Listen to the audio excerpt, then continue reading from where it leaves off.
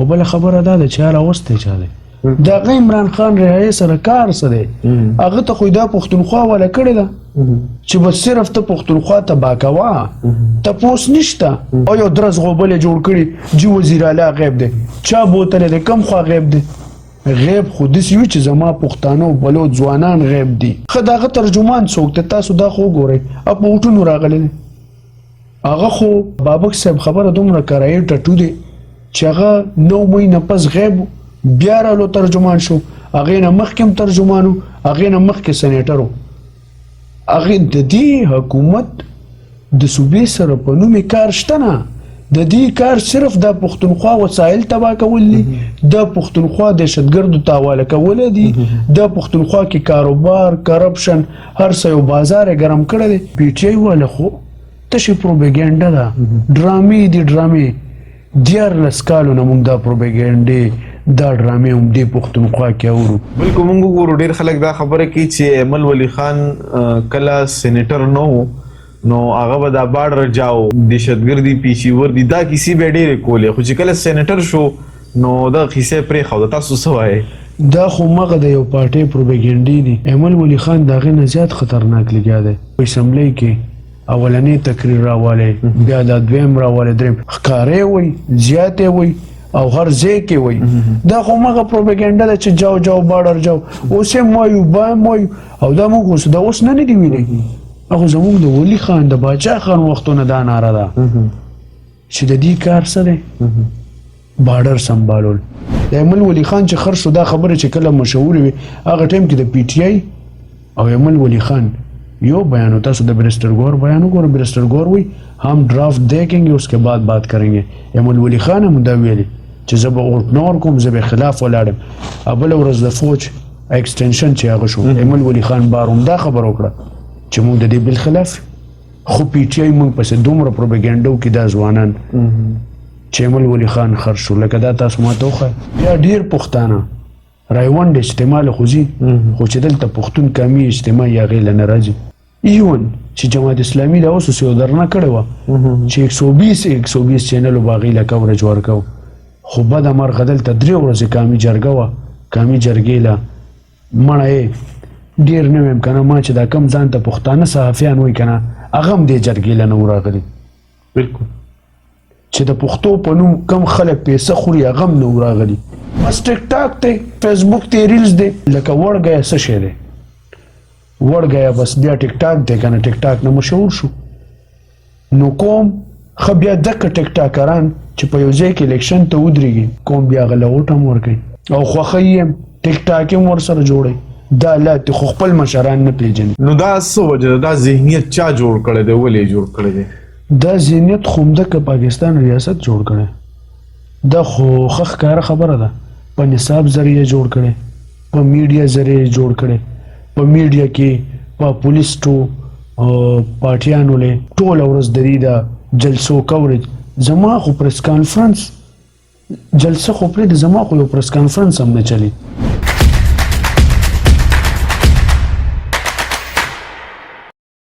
د ډار په ښار کې به باغي لهجه مکم زه به قصه وکم داسې چې قصه مکم او تا په ازغنه لار د درد یره خوره کړه لاړې زه به نرهله یم چې دلته حوصله مکم ستړي مشئ په خیر راغلی پښتون پوډکاسټ ته دا د پښتون پوډکاسټ 9 اپیسوډ دی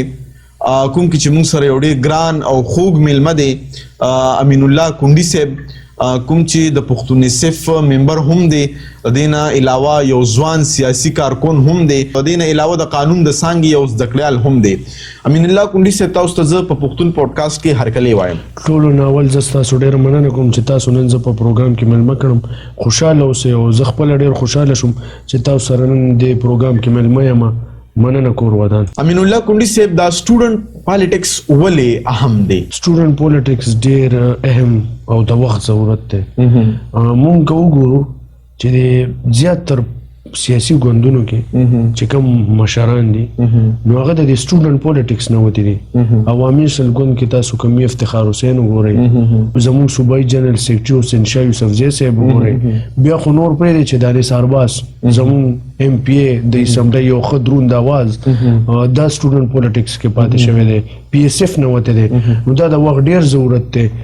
چې دغه شانتي نن مونږ په قومي اسمبلی کې په سېنات کې ډیر وګورو، زموږ پخواني مشران وګورو، نو دا په سټوډنټ پولیټکس کې پاتې شوی دی. ایون چې مشر اسفندیار خان له خدای روغ صحت ورکي هغه هم په سټوډنټ پولیټکس کې پاتې شوی دی. دا سټوډنټ یونین بحالي ډیره ضروري وه. نو دا خو ایوب خان حکومت چې کوم مارشل لای حکومت هغه چا ختمه کړې وه؟ هغه سټوډنټانو ختمه کړې وه. بیا یو پری پلان سره سټوډنټ یونین باندې بندیز ولګېدو، بیا یو پری پلان سره مذهبي ګوندونه چې کوم دي هغه ورته رادن نه کړل. همدغه شانتي یونیسټو کې طالبان جوړول، دهشتګرد جوړول، نو هغې د وجې د سیاست دومره بدنام کو چې نن هم ځوانان سیاست ته کنځلې کوي، خپل پښتانه مشران نه پیژني د بده مرغه. پښتانه دې نه نه دي خبر ځوانان چې باچا خان څوک دی، انګریز چا تختولی، انګریز خلاف تعلیمي جدوجہد چا کړی دی، انګریز د دې خاورې نه تختولی چا دی، خو خلک قائد اعظم پیژني. ګور دا د وخت ضرورت دی. نن هم ځوانان سیاست نه بیلارې دي، سیاست ته سپک ګوري، بیا سبا ګیله هم خپل سیاسي مشرانو نه کوي او دې باندې ډېر کار شوی دی. ټولو ناول کار د نصاب، زمونږ په نصاب کې زمونږ مشران ورته نه ښیي. بیا لکه مطلب ما ته خپله د باچا خان او د ولی خان پته نه وه چې زه کله سټوډنټ پولیټکس ته رالم. ما تاریخ وکتو، سټډي مې کړو، ما ته پته ولګېده. نو ځوانان تر 12مه پورې نصاب غلط ښودلی کېږي، نصاب کې ورته مکه ښودلی کېږي چې جیم جهاد، شین شهید، ټې ټوپک. بیا د افراسیاب خټک صاحب چې هغه ویل چې ریاضي سوال به دا و چې ته په 9 کمیونستانو کې 6 کمیونستان مړه کې نو څو پاتې شول، دا سوال به نو پښتانه به پکې ورته ګلخانان ښودل. نو د دې د وجې به خامخا معاشرتي علوم ته تاسو وګورئ، نو هغه ځوانانو له دومره ذهن سازي وکړي چې دغه ځوانان سبا به خامخا سیاست نه لري وشي. کونډي صاحب، ځوانان ولې د سیاست نه لرې ساتلی شوي؟ ځوانان سیاست نه ځکه لرې ساتلی شوي چې اول په یونیسټو کې سټوډنټ یونین نشته، چې سټوډنټ یونین دا د ځوانانو جمهوریت دپاره، ډیموکراسي دپاره اولنۍ نرسري ده. نو چې دی پې بندیز ولګو ضیاءالحق دور کې، نن پورې دا بندیز دی. بیا په دې کې بیا هم پښتون سټوډنټ فیډریشن هرې مسلې باندې ولاړې، کلیر سټینډ وي، خبره کوي. بیا په دې کې ریاست ښه لاس دی، کاغه د نصاب طرف نه وي، کاغه د نور اړخونو نه وي. ځکه ځوانان غیر سیاسي کېږي، غیر پولیټیکل دې کې ډېر خلک راپاسي، پارلمنټ ته کنځرې کوي. ایون ما داسې پروفیسران هم کتلي دي چې هغوی په یونیسټو کې صرف دې دپاره چې ځوانان غیر سیاسي کوه. هغوی ته څه وایه چې هغوی ته وایي چې دا ټولې سیاسي پارټۍ چې دا د فوج غلامانې دي. غلطه خبره ده، سیاسي پارټۍ کله هم نه دي، دا سیاست ته کنځلې دي. سیاست چې کله مونږ مضبوط کو، پارلمنټ مضبوط کو، سیاست بحال کو، په سیاست خبرو شي، او لکه یونیسټو کې دا سیاست ډېر ضروري دی. نن هم پښتون سټوډنټ فیډریشن خپل سټډي سرکلې کوي، خپله مبارزه کوي، د یونیسټۍ هرې مسلې خلاف ولاړي. خو بده مرغه چې سټوډنټ یونین بندیز دی. سټوډنټ یونین چې بحال شي، سټوډنټ چې کوم هغه لیډر وي چې هغه د ټولو متفقه باندې وي، الیکشن وشي، نو هغه سنډیکیټ کمیټې د یونیسټۍ ممبر وي. نن به دا چې کوم حالات دي چې یونیسټۍ او ځمکې خرڅوي، دا حالات به نه وو. نن به یونیسټۍ مالي بحران شکار نه وي. دې پښتونخوا حکومت سره تاسو وګورئ چې پیسې نشته، ځمکې خرڅوي او وایي مونږ پیایي. دا تاسو وګورئ، دا د حکومت دا ناکامي دي. په دې حکومت کې ټولو نه زیات استادان په احتجاج دي، پروفیسران په احتجاج دي، هر ملازم په احتجاج دی. نو دا حالات چې وي نو خامخا د سیاست ګنده کولو دپاره دا خلک دا حالات جوړوي. بلکې موږ وګورو دا تاسو چې کومه خبره وکړه چې ځوانان چې کوم په پارلیمنت باندې باور ته ختميږي نو کو موږ ګورو دا خو لکه د اسټابلیشمنت لاس کې داسې دی چې تاسو ګورئ څونه په کم قیمتونو باندې د پارلیمنت خلک خرڅيږي دا غینا علاوه کم خلک چې کوم دنو پارلیمنت ته سیز وروړي په کومه طریقې باندې هغه چې کوم دنو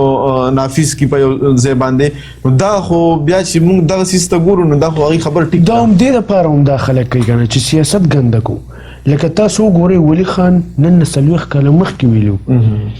چې نظام هم دک روان دی سمګلران به په اسمبلو قبضه واچي اسمبلونه به مشلي منډې جوړي آئین قانون پارلیمنت چې څو پورې مضبوط شوی نه دا لکه تاسو ګورئ بل ورځ یو صافي متي الله جان ما وکړو صافي متي الله جان ما دلته پښتانه په تیرا کې بل ورځ ماشومان باندې ماټر ګولر را لړ شوی دا هغه ماشومان شهیدان شوی دا متي الله جان د لاهور کې چې کم صافیان ناشتي زما مشران کینه او د غیب عزتیان کوي دی له دا په کار دي چې په دې خبرو کې کنه دا صرف او صرف دا خلک هم دی لپاره پارلیمنت مخې ته ولاړی چې زموږ سیاسي مشران سره بدتمیزي کوي د سوال خپل طریقه وي او بیا دغه صحافیان چې کمی دا ما سره پښتنو आवाज نه جوړیږي که په لاهور کې په اسلام آباد کې سپې مړ شي کنه سپې د پاکستان په دې میډیا او د صحافیان ول आवाज چته اوغه کیسه پیښنه په شمخان جوړ کی کنه لبا د مرغه خو ولته په میران شاه کې چې کوم نه منډه اوس وزیری باندې سوکسن میران شاه کې زناور منډه اوس وزیدا زلو جوړی د انسان چې زما په میډیا باندې خبر نه او چې په پنجاب کې د یو کرکټر لکه زه پنجاب کې لکه کوم پرس خلک هم شته زاغه خلک ته پنجاب په ټول کومونه ما د پاره خدي خو الته یو سپې مړ شي کنه داغه خبر وي بیا که په دې باندې څوک आवाज وچتي نو غزوان غیبي تاسو وګورئ خبرې ته دینه پری بالکل داسې ده دلته په باکاخیل کېم کې چې یخني شي بارانونه شي زمال ته غریبان د ډي پیس خوار وزاروي خو میډیا आवाज نه اوچتای او چې زما پښتون مشر بیا پارلیمنت مخه ته د کسافیانو ګوري نو به بدتمیزیانه کوي پکار دی چې دی په دې خبرو کې چې په بنو کې مدالت دي په سواد کې مدالت دي په لکی مروت کې حالات دي په دې خبره نه کوي خو پارلیمنت مخه ته ته ودرېږي او ته پښتنو مشرانو سوالونه کې لکه تاسو بل ورځو ګورئ ایمل ولی خان ودرولو هغه ته چې تا اوټ ور کړل او دادی ور کړی ایمل خان ورته خ کلیر خبر وکړه خو هغه صافي او مکه شانتي لکه صحافت طریقه نه ورتله نو دا پښتنو مشرانو سره نه ودرېږي دې ته نه ګوري چې نن د ایمل ولی خان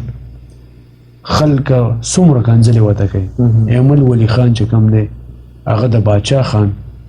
100 کاله جیل د ولی خان 100 کاله جیل هغه مبارزه د مشر اسپندیار ولی خان چې نوکانو وختې توست دي د غي ټولو هغه لاره ایمل ولی خان په خپل سره غسته ده نو به ایمل ولی خان خلاف خلک کنځلیم کوي پروپاګاندا کوي سو کوی ایمل خان خرشو چالي دل چې خرشو چالي دل چا هم نه لیدل خو پروپاګاندا جاری وي تاسو پاره کې وګورئ د ایمل ولی خان چې خرشو دا خبره چې کله مشهور وي هغه ټیم کې د پی ټی آی او ایمل ولی خان یو بیان تاسو د برستر گور بیان وګورئ برستر گور وی हम ड्राफ्ट देखेंगे उसके बाद बात करेंगे ایمل ولی خان هم دا ویلي چې زه به اورټ نور کوم زه به خلاف ولاړم ابل ورځ د فوج ایکسټنشن چې هغه شو ایمل ولی خان باروم دا خبر وکړه چې موږ د دې بل خلاف خو پی ټی آی موږ پس دومره پروپاګاندا کې دا ځوانان چې ایمل ولی خان خرشو لکه دا تاسو ما ته خو بل کونډي صاحب کومو ګورو نو د سیاست کې دا کنزلماره شروع شوې دي مشر اسفندیار ولی خان ډېر خپل خبره کړه د په جلسه کې هغه ویلي چې په خوا به شایستګي و په سیاست کې یو بل سره به غب شپ او خبر ملاویدل او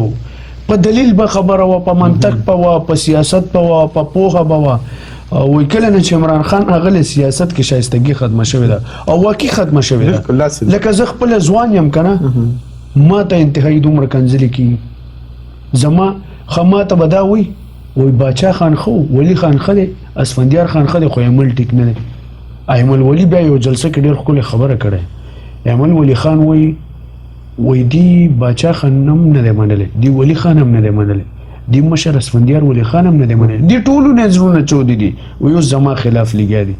ودرېږي نه خو صرف تنقیدونه کوي. پخوا زما د مشرانو پسې خلکو څه نه دي ویلي، فتوې پې جاري شوي دي، غدارۍ څېرې ورته ورکړي دي،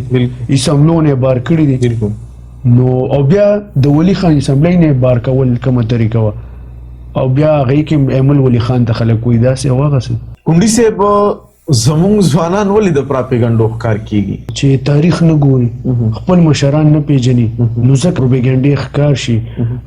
داسې ده چې لکه دې پروپیګنډې او دې مایند سیټ دپاره د نرسري نه تر 12مه 14مه صرف دا پاکستان سټډي ورته ښایي. نصاب کې ورته پښتو نشته، نو هغې کې به خامخا ته ورته باچا خان ښایي. ما خپله د بده مرغه باچا خان ما ځکه وپېژندو چې زه فرست ایئر نه ما پی ایس ایف جوین کو، بیا ما خپل مشران وپېژندل، بیا زه پوه شم. او نن هغه وخت تللی دی، نن پاکستان کې حالات دومره خراب دي چې هر دویم ځوان د دې پاکستان نه تنګ دی. دا ولې تنګ دی؟ بدامني دلته، حالات دلته خراب دي، کاروبار نشته، خلک روزګار نشته، تاجرانو ته دمکیانې ملاویږي، لارې بندې دي، خلک کاروبار خپل اسلام آباد پنجاب ته وړي. تاسو ما ته وښایئ یو پنجابي سړي چېرته دلته کاروبار راوړی، زه به درته لکه و پښتانه وښیم چې په پنجاب لاهور کې اسلام آباد کې خپل کاروبارونه کوي. دا ولې؟ دلته حالات خراب دي، دلته دهشتګردي ده، دلته تا سره که پیسې تا نه بتې غواړي، وژنې دي، په رڼا ورځ د غیبۍ غلا ده، ډاکې دي، خلکو سره روزګار نشته، حالات انتهایی خراب دي. دې کې به خامخا ځوان کل دا ملک پرېږدي او ځي به، خو ناامیدي به نه وي پکار، مسلسل مبارزه به پکاري. او ځوانانو له پکار دی چې د دې هرې مسلې حل واحد لاره سیاست دی. عوامي نشل ګوند په خپل حکومت کې څومره یونیورسټۍ جوړې کړې، څومره کالجونه یې جوړ کړي، خو موږ پسې پروپیګنډه څه کېږي؟ پرایورټي چې کوم دی هغه تعلیم او پوهه وه، تعلیم او پوهه وه. زما منشور ښه ځوانان منشور هم نه ګوري، صرف شخصیت پرستی پسې ځي. ګینې د عوامي نشل ګوند منشور تاسو وګورئ. په عوامي نېشنل پارټۍ پسې یو دا پروپیګنډه کېږي چې دوی پښتانه خرڅ کړي دي، او خاص کر اسفندیار ولي خان پسې. مشر اسفندیار ولي خان له خدای ډېر عمر ورکړي. سلیم صافي سره یو جرګه کې د نیب چیرمین سابقه هغه ورسره انټرویو کړې وه. هغه دا ویلي چې ما ته عمران خان ویلي، عمران خان ذاتي، چې لاړ شه د پسې هر څه وګوره او دی ګرفتاره کړه. ما عمران خان ته ویلي چې څنګه یې ګرفتاره کړم، د هغه خو زه پلار پېژنم، نیکه پېژنم چې د هغه په دوبۍ او په دې ځایونو کې فلیټونه نشته. او خو خپله دا وایي مشر اسفندیار خان خپله په سټیج یو 20 ځله خو به ده دا ویلي که ما باندې 4 روپۍ ثابته کړه ما پانسي کوي. نو داسې خبره په دې پاکستان کې یو سیاستدان کوي نشي کولی. داسې یو دلته زه نامه نه اخیستل غواړم، ټول خلک یې پېژني. هغه زموږ مشر اسفندیار خان پسې عمدکه شانتې خبره وکړه چې هغه پښتانه خرڅ کړي دي. نو بیا حتی عزت دعوه مو پې داخله کړه چې بیا یې توبې ویستې او هغه عدالت کې کیس مشر اسفندیار خان وګټلو.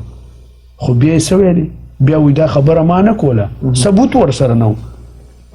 وایي دا یو بل چا کوله. دا وخت هم تاسو ته ما ویلې وایي ایمل خان خرڅ شو، چا سره ثبوت شته؟ ولې خرڅ شو؟ د څه شي خرڅ شو؟ دا ټولې پروپیګنډې دي.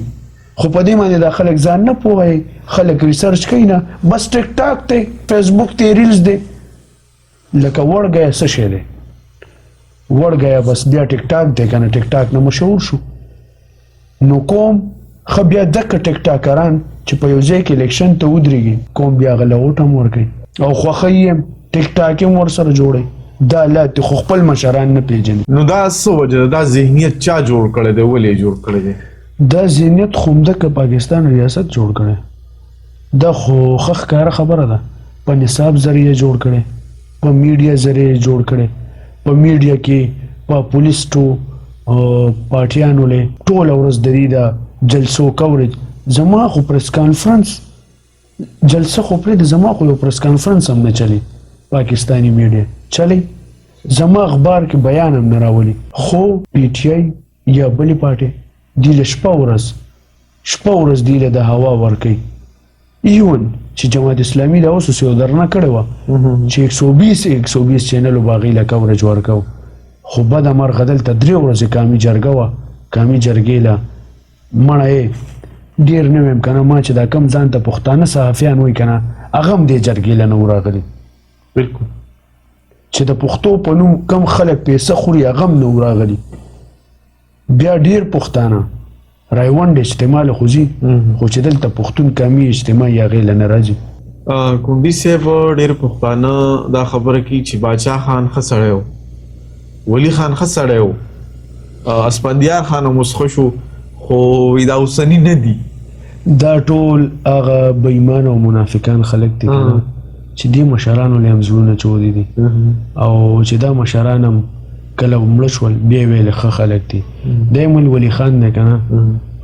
په سینټ فلور باندې په دې قومي اسمبلی کې وګورئ په پښتونخوا کې خو زمونږ یو نثارباز دی او یو هغه زمونږ احمد کریم کونډي دی دې خبره کوي خو بیا په اسمبلی کې که تاسو مونږ وګورئ صرف امل ولی خان دی دا خبره کوي کم خلک چې امل ولی خان ته کنځلې کوي هغه خلکو ته کنځلې ولې نه کوي چې کم نن دا خاوره دا پښتونخوا دهشتګردو ته حواله کړې ده امل ولی خان هغه خلکه کام ته ښکاره کړل او یو ځل نه یو 100 ځله به دې قوم ته ښکاره کړي او زه هغه خلکو نامې اخیستل هم نه غواړم هغه خلکو باندې هایکورټ کې عدالت کې کیس هم وکړو هغه خلکو باندې هغه اسمبلی کې هم خبره وکړه ایون چې وزیر اعظم پورې خبره یوړه نن تاسو وګورئ په ټانک وزیرستان په دې سواد په دې بونیر کې دهشتګرد دي امیر افتخار حسین وایي اوس خو پولیس ته ویلي دي چې ماښام نه پس په تاسو راوځئ نه لکه پولیس والاو ته خپلې خطرې دي پولیس یې دومره خراب کړی دی لکه په ټانک کې زما په خپل کلي کې ډی خان کې ماښام نه پس دهشتګرد ولاړي چیک پوسټ یې لګولي باقاعده خلکو نه کارډونه اخلي ګوري څوک یې څه کېدل ته هغه امجد سزاد یو شعر دی وایي پښتونه ترانې جلندرې رانه اوده کړې د شین بیرغ د ستا په وطن څه کانې ونه کړې او زما د کور په دروازه کې یو تور سړی ولاړ دی ما نه تپوس کوي ته څوک یې دلته څه کې نو دهشتګرد ولاړي دا څوک دي دا راوستل چا دغه چې کله په افغانستان کې سقوط شو ټوپک په زور حکومت رالو واحد ایمل ولی خانو واحد چې د دې خلاف ایمل ولی خان وای نن هم ماته افغانستان جنډه او مغه درې رنګ بیرغ دی او مغي خلاف دا مونږ چې وال خورو بالکل دا مونږ د څه وجه خورو دا هم د دې وجه خورو لرو بر خبره کوو د کاروبار د خلاصولو خبره کوو د شتګردو خلاف ولاړو خو بیا هم مونږ ته خلک کنځلې کوي دا ولې د کام ذهن سازي شوې ده او انتهایی ذهن سازي پولیټیکل انجینیرینګ شوی دی پولیټیکل انجینیرینګ انتهایی زیات شوی دی او مغه ضیاء الحق والا غ نصاب اوسم دی جنگی نصاب دی ټیټو پک جیم جهاد شین شهید څخه زما پښتنو ته پکې ګلخانان خو بیا چې کوم ډرامې جوړیږي هغه کې زما پښتنو بې عزتیانې کیږي بیا دلته مونږ وګورو د بده مرغه زما پښتنو فنکارانو څومره بې عزتیانې کیږي بیا نن هم په دې پړچنار کورما تیرا کې حالات خرابي څوک ولاړي عوامي نشل ګوند ورکر ولاړي عوامي نشل ګوند ورکر چې ولاړي داسې نه بیا ټوله پارټي ولاړي او چې چرته هم حالات خراب شوي دي ټولو نه اول عوامي نشل پارټي ولاړي سواد کې دا مخکې 13 میاشت پولیس والو باندې حمله وشوه ایوب خان اشعري صدر صاحب مخې سره ولاړو بالکل د عوامي نشل پارټي ورکر سخته مورچه کې ولاړي په پیښور کې په پولیس لین حمله وشوه زه زما ملګري مونږ پیښور ولسي پاسونو کو امن غږ مو پورته کو اواسم که زه د هر سیاسي پارټي سره د ما تعلق دی نن سبا ځوانانو له پکار دي چې یو اواز پورته کی یو امن د پاره امن ډیر ضروري دی چې امن وي بیا کاروبار به وي هر څه به وي امن د وخت ضرورت دی کونډي صاحب ګونګو ګورو زیاتره خلک دا خبره هم کوي چې د عوامي نېشنل پارټي په حکومت کې دماکي ډېرې وي او د پی ټی آی په حکومت کې دماکې نه وي. نن دا دهشتګرد چې په دې خاوره بیا راغلي دي دا د چا حکومت دی؟ بیا د ټولو قیامت ترین ورځ چې ده آرمي سکول ماشومان هغه د چا حکومت و؟ دلته په دې 400 کې باچا خان یونیورسټۍ کې په رڼا ورځ دهشتګرد راځي او زما استادان وژني او زما ځوانان زده کړیال وژني. دا د چا حکومت دی؟ نن طالبانو سره دهشتګردو سره مذاکرات چا کړي دي؟ دا خاوره چا ورکړه ده؟ دې دوران کې زما په هغه دور حکومت کې چې دماکې کې دی کنه زما بشیر بلور شهید په پیښور ښار کې هر زخمی به کتو دغه تپوس په کو هسپتال مخې ته ولاړو شهید یې نه کو. می افتخار حسین لږ زوی ولې وجلو خو د کام وطن خبره کوله کنه دهشتګردۍ خلاف ولاړو. نن هم می افتخار حسین دهشتګردۍ خلاف ولاړ دی او هر دویمه میاشت پس هر یو زما مشر ته وایي خطره ده هغې کې زما 1200 نه 1400 کارګونان شهیدان شول په هغې کې. بیا ما پسې هم زمبرم هم ما پسې پروپاګانډا کوته. دا خبره خو ده. نن هم په دې لکه څوک په ځان نه پوهې چې دا خاوره کې دا دهشتګردي دوباره د چا په حکومت کې راغلې ده. بتې ورکړي دي بتې ورکړي. زما تیر ګورنر شاه فرمان هم بته ورکړې وه. زه یو صحافي نامه نالم چې هغه په وجې ډیر کړو. بیا هغې کې څومره خلکو ځان ساتلو دپاره او مونږ ولاړ یو. نن هم زه ولاړم زما پارټي مشران هم ولاړ دي. دا مونږ څه دپاره ولاړو؟ خو د دې خاورې د دې قوم وطن کې امن دپاره ولاړو. نور خو موږ د خپل ذاتي مفاداتو دپاره نه ولاړ. د مرګ یری شی شته نه. که مرګ نه یاریدو که نه مونږ به د کام وطن سیاست نه کوو. دلته نن هم پی ټی آی په دې حکومت کې پروپاګانډي کېږي پروپاګانډي سیاسي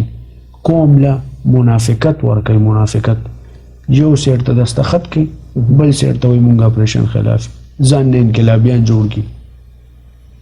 تاسو دا دهشتګرد راوستي دي پښتونخوا ته.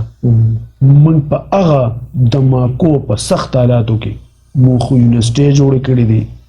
دې قوم له چې ځوانان سبقونه ووایي. مونږ کالجونه جوړ کړي دي مونږ سکولونه جوړ کړي دي. دې حکومت یو یونیورسټۍ ته ماته ښودلی شي؟ څوک یې ماته ښودلی شي؟ داسې چې نن سبا د یونیورسټو هغه شته ځمکې خرڅوي. دا بله ورځ استادانو احتجاج و هر وخت د ملازمینو احتجاجونه وي. او مونږ په هغه حکومتونو کې خصوات کې که مونږ دور کې خلک دا وایي چې عوامي نېشنل ګوند دور کې اپریشن شوی او شوی و که نه خو مونږ اول مذاکرات کړي دي. خو بیا په 3 میاشتو کې دنه اپریشن کول کامیابول بیا منګوره بازار بحالول مونږ اول مذاکرات کړي دي. تاسو خو طالبانو سره بتې ورکوئ. تاسو ورسره دوباره مذاکرات کول او ریا کړي مو دي. نو اوس پروپاګانډا دومره زیاته شوې ده چې دا زموږ پارټۍ خلاف یوز کېږي مسلسل. قوم ته دا ښکاري نه ګینې قوم رستا مخه خبره شوه که نه تاریخ نه ګوري ریسرچ نه کوي. ایون چې الیکشن کوي که نه اور چاته چې یا منشور هم دا قوم نه ګوري. د عوامي نیشنل پارټۍ په دور کې کرپشن کېدو دا هم یو پروپاګانډا ډېره زیاته کېږي. تاسو څه وایئ دې باره کې؟ عوامي نیشنل پارټۍ دور خو خلک یادوي خو پی ټی آی په دې دور کې چې څومره کرپشن وشو بی آر ټي کې 120 ارب روپۍ نه زیات کرپشن وشو. 3 میاشتو پروجیکټ یادو او څومره وخت یې ورسول. نن هم وایي بی آر ټي بحران شکار ده یونیورسټۍ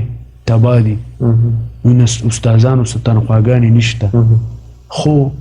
کرپشن بازار ګرم دی. خو د قوم وسایل په اسلام آباد کې احتجاجونو کې یوز کېږي. وزیر اعلی ګنډپور پیسې تقسیموي. نو آیا دا پیسې د خپل کور نه راوړل او دا د قوم پیسې وي که نه چې ته دا بله ورځ انډسټریل ایریا کې ټوشي پیپر کمپنۍ کې اور لګېدلی اوبو هغه ګاډي نه هغه نه و چېرته دي هغه اسلام آباد کې ګیر شوي. دا د دې صوبایي حکومت دې تورزنان هلته تلي وو نو هغه هلته په تېښته دغه جنرال ناستې ورته پرېښودل. دا لکه دلته دا حالات دي. پښتونخوا وسایل وړي او په پنجاب کې د عمران خان رهایي په نوم دي د هلته غوبل کوي او کرپشن ښه پیسې بازار ګرم دی. دهشتګردي په عروج ده حکومت سره دومره هم پروا نشته که پروا آیا دا خلک په دې خبر باندې ولې نه پیږي لکه اوس کوم موږ ګورو کنه دلته چې کوم تجارتي سيزونه دي نو اغم تقریبا ډیره حد پورې بند شو د دې نه علاوه دلته چې کوم بدامني ده نو اغم خپ عروج باندې ده د دې نه علاوه لکه ټول ته پته چې داس ګنداپور څوک دی د حکومت څنګه دی دا چار اوسته دی او دا غي باوجود هم چې کوم دی نو دا خلک د خلکو لکې نیولې ده نه خلکو لکې نه دی نیولې خلکو باندې کار هم شوی دی او بل خبره ده د چار اوسته چا دی دا غي عمران خان رهایی سره کار څه دی هغه ته خو دا پښتونخوا ولا کړی ده چې بس صرف ته پښتونخوا ته باکوا ته پوس نشته خداغه ترجمان څوک ته تاسو دا خو ګورئ په وټونو راغلی هغه خو هغه بابک صاحب خبره دومره کرایي ټټو دی چې هغه 9 مهینه پس غیب بیا رالو ترجمان شو هغه نه مخکې ترجمانو هغه نه مخکې سېنیټرو هغه د دې حکومت د صوبې سره په نوم کار شته نه د دې کار صرف د پښتونخوا وسایل تبا کول دي د پښتونخوا د دهشتګردو تاواله کول دي د پښتونخوا کې کاروبار کرپشن هر څه یو بازار ګرم کړی دی د کوم سرکار نه ساتي ته خپل وسایل په پنجاب کې لګي وړي خپل ځمکې خرڅه او بیا په جلسو کې پیسې تقسیمې دا حالات استا دا کوم راوستي خلک نه دا سلیکټډ دي ګنداپور چرته هر چا ته پته نه ده زما په 9 مئی کې په اسلام آباد کې دنه شو په خبر کې وروته خلک تاسو دا سو ګور یو وزیر اعلی په اسمبلی کې کلمه تیر کوي ما سره جيب کې پیسې نه وي نشترحال کې ایونت کې وای لکه پزان پوه نه کنه چې وې مسه پته نشته چې دا غټیم کوم نه شکړي وای ما به د مور نه غلا کوله دا د وزیر اعلی خبرې دي دا زموږ د صوبې وزیر اعلی دی خلک هغه د پښتونخوا وسایل ویډیو په ګراوند موجوده ده لکه دا زه دا نه وایم چې زه پروپاګاندا کوم دا خپل وای ویډیو موجوده ده هغه د پښتونخوا وسایل عمل توړي پروایم نه او یو درس غوبل جوړ کړي چې وزیر اعلی غیب دی چا بوتل د کم خوا غیب دی غیب خود سیو چې زما پښتانه بلو ځوانان غیب دي زما د پښتونخوا په وسایلو قبضه ده تاسو وګورئ د بلوچستان دسه جنکې دي چې هغې په دې ارمانونو ناست دي که نه دا بلوچ ځوانان او زموږ د پښتنو زیات تر زنانه چې د هغې ځوانان بچي غیب دي د ځوانانو جنکو خاوندان غیب دي او په دې تمه ناست دي چې آیا مونږ خاوندان مړه دي که ژوندي دي اختر مینګل صاحب په اسمبلی کې یو ځل پاسېدو هغه ویل وي دا بلوچو د میسنګ پرسن فایلز دي ما دنیا کې هر ځای کې وښودل خو نن یې راوړم تاسو ته اسمبلی کې پیش کوم وایي زموږ په دا رواج دی چې څو پورې ستا خاوند ته د خاوند په نوم ناست دی که ستا خاوند ژوندی رالو ټیک ته واده شوې که نه هغه غیب دی بس ته د هغه په نوم به ناست دی بوډۍ شوې پی ټي آی والا خو تشې پروپاګانډا ده ډرامې دي ډرامې 14 کالو نه موږ دا پروپاګانډې دا ډرامې هم دې پښتونخوا کې اورو نه قوم سره کار شته نه دی پښتونخوا سره کار شته بس راوستی دی بس د هغې خوښه ده چې څو پورې کینولی دی څو پورې ناست دی اخر به یې لرې کړي کار به ترې والي د هغه عمران خان رعایت سره څه کار دی د هغه خو دا کار دی چې د پښتونخوا وسایل وړو په اسلام آباد کې استعمالوه بل کوندي صاحب دا 9 مئی چا وکړه ولې وشوه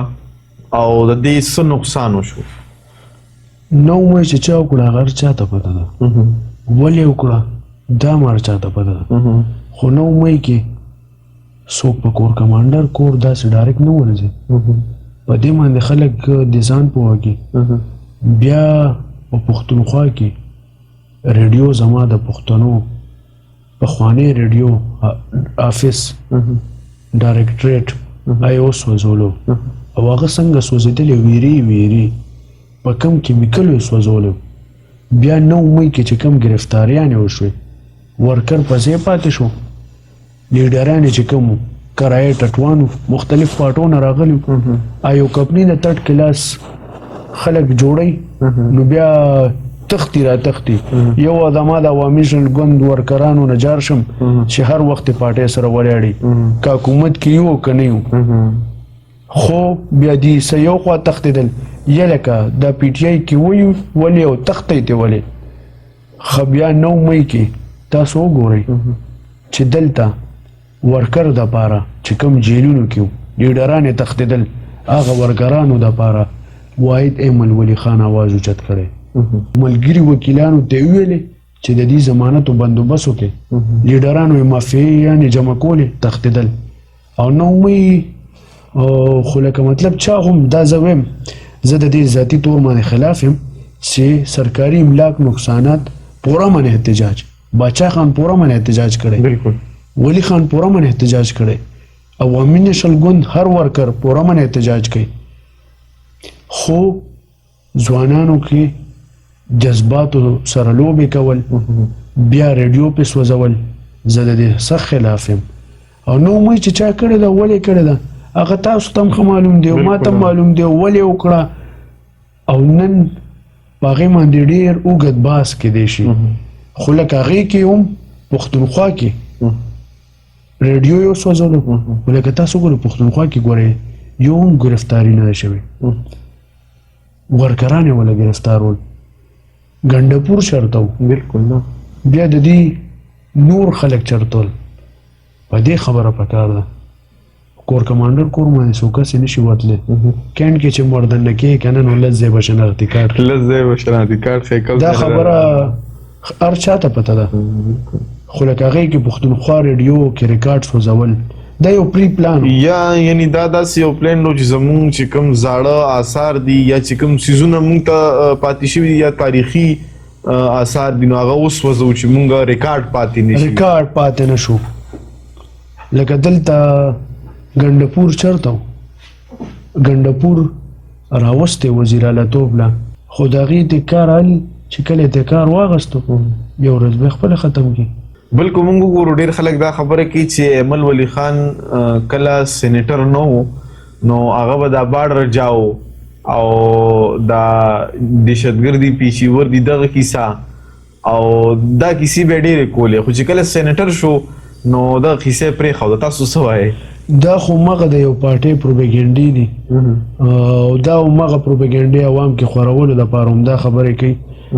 ایمل ولی خان د هغې نه زیات خطرناک لګیا دی په دې وخت کې هغه په اسمبلی کې داسې لګیا ته وی لکه ولی خان هغه د هغې نه زیات خطرناک تکرونه کوي او ښکاری وایي د قوم کې لګیا دی دهشتګرد ورته ښایي چې دا د قوم دهشتګرد دی او د هغه سینټ باندې ټول تکرونه تاسو کتی شئ وګورئ د هغې نه زیاته خبره کړې ده او د امن دپاره خبره کوي ښه دا اوس اوسئ لکه هغه په اسمبلی کې اولنې تقریر راوالی بیا دا دویم راوالی دریم اخو په یو تقریر کې دا خبره نه ده کړې ښکاری وایي زیاتې وایي او هر ځای کې وایي دا خو مغه پروپیګنډه ده چې جاو جاو باډر جاو اوس یې وایو با یې وایو او دا موږ اوس دا اوس نه دي ویلی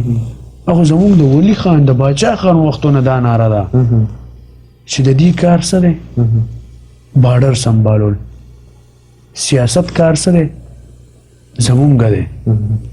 دا خو مونږ مخکې نه مو الیکشن نه پیله مو الیکشن نه بعد هم د تر اخره پورې وایي دی به سیاست کې ګوتې نه وایي سیاست کې ګوتې وال نه دي پکار سیاست سیاستدان پورې پرېږده ستا کار باډر سنبالول دي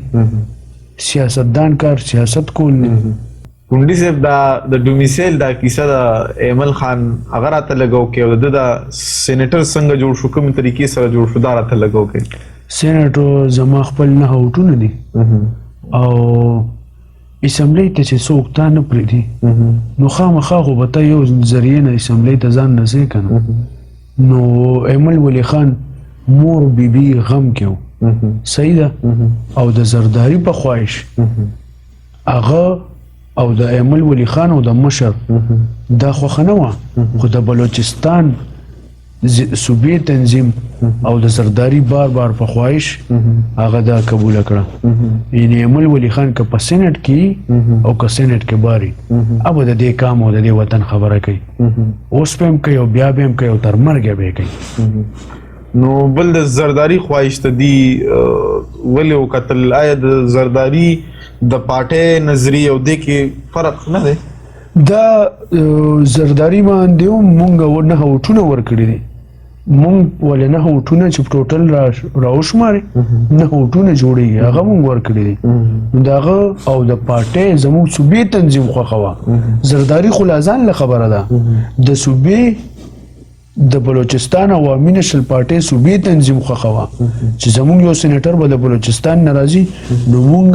غواړو چې مونږ ایمل ولی خان سېنیټ ته ولیږو. نو پک خنه ده د ایمل ولی خان په سېنیټ کې دی د ټول پښتون کام ترجمانی کوي. تاسو وګورئ تاسو خپل کیو په سوشل میډیا په میډیا یو ایم ان ای یو ایم پی شته دلته په صوبې اسمبلی کې ګونګان کې نولې دي چاړهګانې کې نولې دي خبره نه کوي نه د وطن خبره کوي نه د قوم خبره کوي. ما به د نو مې کې زه خپل پریکټیس کوم نو مې کې به اکثر ما د پی ټی آی منسټرانو قتل اف آی آر به پیراغلی بو نو چا به کت پیجندلم نه د دې تاکال یو ایم ان ای دی نامې نه غستل غواړم مګر روانو ما یو بل مرګري ټول دا پیجن غول جن پیجنم مور دل دای مې نه وکنه او اوس مې مې نه دی کوم نه پیجنې دا سه مې نه ته باندې ز کومه چې زه د کام وطن خبره کول نه شم کام کې مې دوه درې خلک پیجنې نه ولې مې نه پیجنې چې ما د کام خبره نه کړې زه راغلم سلیکټ شوم او بس اسمبلی ته تلم یو 15 کال مې الته تیر کړلو بس خیر او خیریت واپس راغلم. د پی ټی آی ټول ایم پی ایس منسټران بیا پس قومي اسمبلی کې وګورئ دی خبره کوي دیس اسد کیسر بچکلا سپیکرو نو دا به کم کارونه کول چې محسن داوړ به خبره شروع کړه نو دا غو مایک په بند کو دا خبره په ایمل ولی خان چې کله خپلنې تقریر په اسمبلی کې شروع کړو نو ټول چینل باندې چې څنګه هغه د کرنیل جرنیل خبره شروع کړه او په دې ټول چینل باندې دا تقریر میوټ شو ویډیو په دې ګراوند موجوده ده ما ته پته ما کتل او بیا مې ایمل ولی خان پس خلک پروپاګاندا کوي څوک شته بلای مینیز د دې خبرې کنه د دې په خو کرک شته د دې کوهاټ مینیز شته نورم شته خبره نه کوي. ما وختي تاسو ته ویلي چې د پښتونخوا سره د دې قوم سره کار نشته کار صرف دا دی چې د پښتونخوا وسایل په پنجاب کې الیزول ته خو خپل د صوبې اختیارات ته وسایل وړیو استعمالي لبد مرغه چار اوسته او مغیله کار کې بل کونډي صاحب کوم وګورو کنه نو د پارلیمنت نه خو د خلکو تر ډیره حد پورې اعتبار پاسېدلې دی نو آیا عوامي نېشنل پارټي ولې دا پارلیمنت راټینګ کړی دی غیر پارلیماني سیاست دا ولې نه کوي څنګه چې لکه نور قام پرست ګوندونه کوي او هغه تر صحه د پر نتیجې هم راوړي نو دا څه وجه ده؟ عوامي نېشنل ګوند چې د پارلیمنت مضبوطیا غواړي جمهوریت غواړي او مونږه پارلیمنت باندې باور ساتو پارلیمنت فورم نه خپل صوبې له خپل اختیار اغستلو داوا کو او اغسته مهم ته په 18 امندمنت په شکل کې دا خو ماغه خبره ده سوکتمانه په خپکیږي بنه چې دام یو ریاستي پروپاګاندا ده چې دا خلک غیر پارلیماني کول او ټول پټو ته کنځل کول زډیر خلک ګورم چې هغه پارلیمنت ته کنځل کوي پارلیمنت باندې چې څوک باور ساتي هغه ته کنځل کوي پارلیمنت موږ له مضبوطه کول پکار دي پارلیمنت نه ربر سټیم نه دی جوړول پکار چې بس راوړه او پارلیمنت کې د ټول امنیز ربر سټیم کردار ادا کوي منظور دي کی پارلیمنت په مضبوطه پارلیمنت به خود مختار کې پارلیمنت په اختیار والا کې پارلیمنت باندې د خلک ډیر خلک دا مشهور نه ورکو ویلره کومه یوم د سړی بچی نه خلک دا خبره کوي خو اور چې ته ور نه کی او بیا سبا هم د حکمران نه هم د غنه د کنځلي وته کې او ګیلته کې تا اوټ کم ور کړي دا خو یو ریاستي او پروپاګاندا ده چې څوک سیاست ته کنځلي کوي سیاست خو ډیر خده او بل د پښتنو اتفاق خبر وخت تاسو کړه نو پښتنو اتفاق خو څوک نه غواړي ټول قوم یو غواړي او د لپاره کوششونه شوي دي بیا هم کو او پارلیمنت مضبوطیا پکار ده خو د بد مرغه په پارلیمنت مضبوطیا کې یو خبره ده چې ډومیسایل میټر ستاسو خبره ته زرالم ډومیسایل میټر بالکل مست دی ډومیسایل چې د پنجاب در سره نو بیا ټیک ده خو که د پښتونخوا در سره نو بیا به د پارلمنټ کې ستا مایک هم بندېږي بیا به ته هسې هم که په پښتونخوا کې هم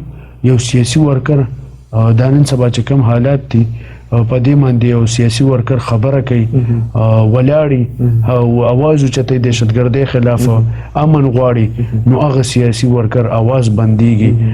که هغه بیا دغه شان دي که پنجاب کې څوک هر څه کوي په اسلام آباد کې په لاهور کې خو هماغه د ډومیسایل میټر خبره راځي زما د پښتنو چې غیب هم شي مړه هم شي پړه هم شي نو د هغې اواز خو نه په میډیا وي نو ملته هم ډومیسایل میټر کونډي صاحب که موږ وګورو نو سیاسي پارټو کې خانیزم یا چې کوم دی نو د خان رتبه لږه ډېره ده موږ عوامي نیشنل پارټۍ کې وګورو نو هغې کې هم تر څه حده پورې دا شته نو دې تاسو په کوم نظر ګورئ او ولې دا کمزورۍ دي پکې زه د خبره مکمل رد کوم عوامي نیشنل پارټي د خانیزم خلاف پارټي ده نثارباز که تاسو وګورئ زموږ چې کوم یو ښه اواز دی د پښتنو صوبې اسمبلۍ کې نو هغه صدرخان ملک زوی خو نه دی خو هغه هم زما غوندې یو غریبي طبقې نه تعلق ساتي او هغه د ایم پی ای شو او د پښتنو اواز اوچتوي په صوبې کې ښه مضبوط اواز دی زمونږ عوامي نیشنل پارټۍ صوبایي صدر میر افتخار حسین دا هم صدرخان ملک زوی نه دی بیا ورسره که مونږ وګورو عوامي نیشنل پارټۍ کې اجمل خټک بابا مرکزی صدر و هغه هم صدرخان ملک زوی خو نه دا خو یو قسم پروپاګاندا کېږي عوامي نیشنل پارټۍ پسې قسم پروپاګاندا قسم په هر له طرف نه کېږي نو کومه پروپاګاندا به موږ د دې ریاست ماتو خو موږ کوشش کوو او خپل کام سره هر محاذ ولاړو بل کونډي صاحب اخیرنۍ خبره ده دا پودکاسټ تقریبا بس ختمېدو والا دی سوال نه دی خو یو خبره ده ما چې تاسو په دې باندې خبره وکړئ چې د پښتونخوا نوم خلکو وران کړی دی او د مختلف پلیټ فارمز نه څوک ورته کې پی وایي څوک ورته کې پی کې وایي څوک ورته پی کې وایي نو دغه یو قصې څوک ورته اینډ اف یو پی وایي څوک ورته دغه څوک ورته سرحد وایي څوک ورته سرحد وایي نو دغه کیسې شروع کړي دي نو د پښتونخوا دا نوم د شناخت دا خو یوازې د عوامي نیشنل پارټۍ نه دی کنه دا خو د ټول پښتنو دی کنه لکه اوس تاسو امین الله کونډي صاحب نوم دی او تاسو ته چې بل داسې څه نوم والم دا خو ستاسو شناخت نه دی بلکې ستاسو سپکاوی دی نو په دې باندې زموږ د پښتانه ځوانان هم نه پوهېږي زه خو خپل ذاتي طور باندې پوره کوشش کوم او دا روزانه زما دا کوشش که زما ملګری مې یا د یو ملګري په ترو بل ملګري سره میلاو شم هغه به زما په مخ کې کې پی وایي یا کې پی زه یم پښتونخوا چې یو ځل وایي بیا ورته یم پښتونخوا بیا ورته یم اخره کې پوه کم ډېر خو پکې ماله داسې کتلي دي وایي تاسو د خیبر لرې کوئ تاسو د خیبر خلکو سره بغض ساتئ ما ورته چې خیبر پښتونخوا چې دا صرف پښتونخوا ده دې کې د ټولو پښتنو حمایت دی ټول پښتانه موږ دې کې وزیره غواړو مېل زه سبا خو دا نشم لیکلی چې مېل سبا لکه مثلا 400 وال خلک راپاسي او هغه وایي چې 400 د پښتونخوا او پښتونخوا نوم خوند هم کوي غلام بلو رجي صاحب خو په دې باندې انتهایي خفه کېږي زموږ د خدای جیدل سبو بخیا خو په دې باندې انتهایی خفه کېدو پښتونخوا زموږ مشرانو یاد کړی دا دا اوس نوم نه دی دا خو ایمل ولی خان دی چې هغه د پښتونخوا نوم ته پہچان ورکو او کوشش کوي چې دا صوبه له نوم ورکو دا پښتونخوا شي او دا څومره مزه کوي زه پښتونخوا غواړم نو دا ډېره مزه کوي په کار دی بالکل همداسې په کار دی بل تاسو نه به ستاسو د خوښې اخر کې یو څو شعرونه واورو سایل صاحب وایي چې څو پورې چې وانخلو شعور او اجتماعي غیرت سوځي به جونګړې بنګلوال به تماشې کوي څو پورې وحدت وي تار په تار د پښتني غیرت مري به غریبان او لیډران به تفسیرې کوي او بیا د خټک صاحب شعرونه چې ډېر مشهور شوي هم ډېر خلک یې وایي خو زه به پوره ویم وای وختونه خپل ولې شول یو سوال کوي زمانه وختونه خپل ولې شول یو سوال کوي زمانه په دې دور مغلطه کې د پښتو ملګری شته او د باد د زمانه چې مونږ چیرې حسینه ده دا ګوري چې په مړو ایرو کې سره بسري شته. ډیر زبردست، ډیر مننه خوشاله اوسئ. یو جهان مننه چې زمونږ غریب خانې ته رالی او موږ له وخت راکړه. تاسو تقریبا زه د یو هفتې نه په رابطه کې وم، نو ډیره مننه خوشاله اوسئ چې پښتون پودکاسټ له تاسو وخت ورکړ او زه د پښتون ستاسو سره د پښتون پودکاسټ د ټول ټیمم مننه کوم چې هغې دا ریکارډینګ په خیر خیریت سره کو. یو جهان مننه. زه مننه کوم، خوشاله اوسئ د پښتون ستاسو د دې پیج او ستاسو د دې پوره ټیم د پودکاسټ چې تاسو زنن خپل پروګرام کې ملمه کړم. کور مودان.